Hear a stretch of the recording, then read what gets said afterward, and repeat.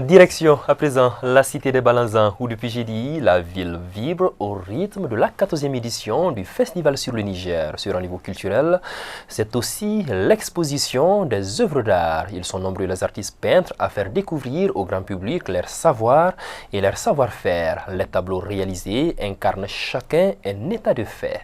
Des inspirations différentes approfondies dans ce reportage de nos envoyés spéciaux Kassim Yalkoy, Moulay Sidibé, Cheikh Abouakar Touré et Tchamogo Konati. Des œuvres d'art 100% africaines à l'actif des artistes africains.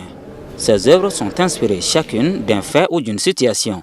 Imaginez deux boxeurs se faisant dos en levant leurs gants de boxe après un long moment de combat sans victoire. Cet autre tableau suscite une interrogation selon son auteur. L'œuvre qui est derrière moi, l'œuvre s'appelle « À quand le tambour de la paix va résonner ».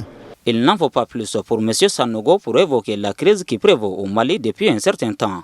Parce que je pense qu'au moins on ne gagne rien en se battant l'un contre l'autre. C'est mieux qu'on essaie de communiquer entre nous et qu'on change les anciens créneaux de communication qu'on a. Très impressionnant. Je ne peux pas spécifier et indexer un tableau qui m'a vraiment impressionné. Je sais que j'ai une formation de base en art de l'Institut national des arts. Je vois encore que les artistes du Mali vraiment ont encore des réserves en matière de production artisanale. À ce vernissage, comme annoncé, sont représentés d'autres nationalités africaines. Ce tableau derrière moi, que j'appelle Offrande, est un vœu de relation entre l'homme et la terre nourricière qui est notre mère.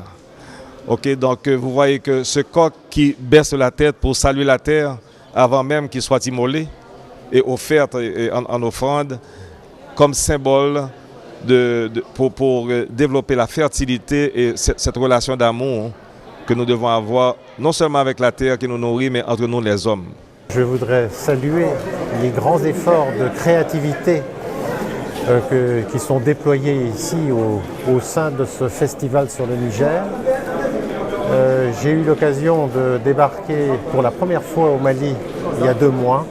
J'ai été très ému, très impacté par la richesse culturelle et j'ai tenu à revenir spécialement du Mexique pour pouvoir assister à ce festival.